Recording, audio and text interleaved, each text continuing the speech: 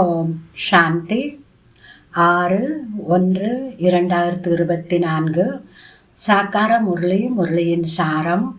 இனிமையான குழந்தைகளே, நீங்கள் இப்போது இந்த சரீரத்தை மறந்து பற்றற்றவராக கர்மாத்தீதாகி வீட்டிற்கு செல்ல வேண்டும். அதனால் நல்ல கர்மங்களை செய்யுங்கள். எந்த ஒரு பாவ கர்மமும் செய்யக்கூடாது. இப்போ எல்லோருமே வீடு திரும்பணும். ஆகவே நல்ல கர்மங்கள் செய்யணும். எந்த ஒரு விதமான பாவ கர்மமும் செய்யக்கூடாது. கேள்வி: தன்னுடைய மனநிலையை சோதிப்பதற்காக எந்த மூவரின் மகிமையை சதா நினைவில் வைக்க வேண்டும்? தன்னுடைய மனநிலையை சோதிப்பதற்காக எத்தகைய மூவரின் மகிமையை சதா நினைவில் வைக்க வேண்டும்? பதில்: நிராகாரரின் மகிமை. முதலாவது நிராகாரரின் மகிமை, இரண்டாவது தேவதைகளின் மகிமை, மூன்றாவது தன்னுடைய மகிமை. நிராகாரரினுடைய மகிமை, தேவதைகளுடைய மகிமை, மூன்றாவது தன்னுடைய மகிமை. இப்போது சோதித்து பாருங்கள். நிராகார் பாபாவிற்கு சமமாக பூஜைக்குரியவனாக ஆகியுள்ளேனா? அவருடைய அனைத்து குணங்களை நான் தாரணை செய்துள்ளேனா? தேவதைகளைப் போன்று ராயல் நடத்தை உள்ளதா?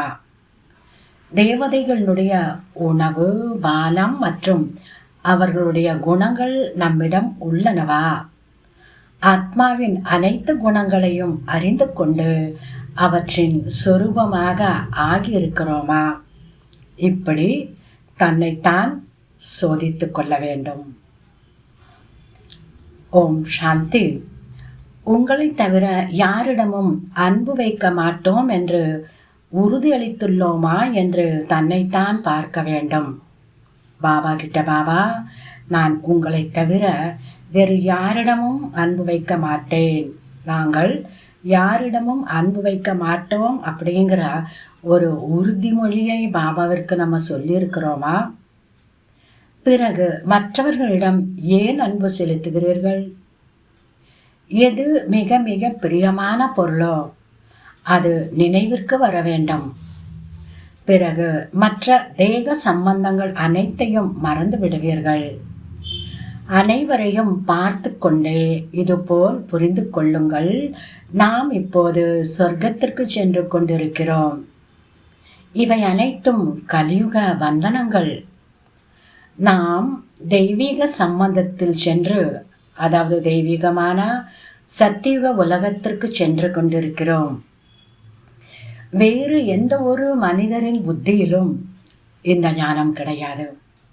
நீங்கள் பாபாவின் நினைவில் நல்ல விதமாக இருப்பீர்கள் என்றால் குஷியின் அளவு அதிகரித்து கொண்டே இருக்கும். எவ்வளவு முடியுமோ பந்தனங்களை குறைத்து கொண்டே செல்லுங்கள். தன்னை லேசாக ஆக்கிக் கொள்ளுங்கள். பாபாவினுடைய ஆசையே, அதாவது பாபாவினுடைய நினைவில் இருக்கணும், குஷியினுடைய அளவை அதிகரிக்கணும், பந்தனங்களை குறைத்து கொண்டே செல்லுங்கள். நல்லது. தாரணைக்கான முக்கிய சாரம். முதலாவது, ட்ரஸ்டி மற்றும் பற்றற்றவராகி இருங்கள். எந்த ஒரு வீணான செலவும் செய்யாதீர்கள். தன்னை தேவதைகளைப் போல பவித்திரமாக ஆக்குவதற்கான முயற்சி செய்து கொண்டே இருங்கள்.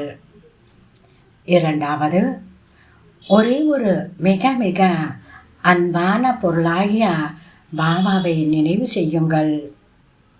எவ்வளவு முடியுமோ கலியுக பந்தனங்களை லேசாக்கிக் கொண்டே செல்லுங்கள். அதிகப்படுத்தாதீர்கள். சத்தியுக தெய்வீக சம்மதத்தில் சென்று கொண்டிருக்கிறோம். இந்த குஷியிலேயே இருங்கள். பாபா இன்னைக்கு குழந்தைகளுக்கு கொடுத்த சக்தி நிறைந்த வரதானம்: பழைய சுபாவ சமஸ்காரத்தின் சுமையை முடிவடைய செய்து டபுள் லைட்டாக இருக்கக்கூடிய பரிஷ்தா ஆகுக. பழைய சுபாவ சமஸ்காரம் அப்படிங்கிறது மிகப்பெரிய சுமை போன்றது. அந்த சுமைகளை முடித்துவிட்டு டபுள் லைட் பரிஷ்தா ஆகுக. இதனுடைய விளக்கம், தந்தையினுடையவராக ஆகிவிட்டீர்கள் என்றால் முழு சுமையையும் தந்தைக்கு கொடுத்து விடுங்கள். பழைய சுபாவ சமஸ்காரத்தின் சுமை கொஞ்சம் மீதம் இருந்தாலும் கூட என்னென்ன சுமைகள் இருக்கோ அத்தனை சுமைகளையும் நீங்கள் பாபாவுக்கு வந்து கொடுத்துடணும். எங்கேயாவது பழைய சமஸ்கார சுபாவத்தினுடைய சுமை கொஞ்சம் இருந்தாலும் கூட அதை என்ன செஞ்சிடும் அப்படின்னா, மேல் இருந்து கீழே கொண்டு வந்துவிடும்.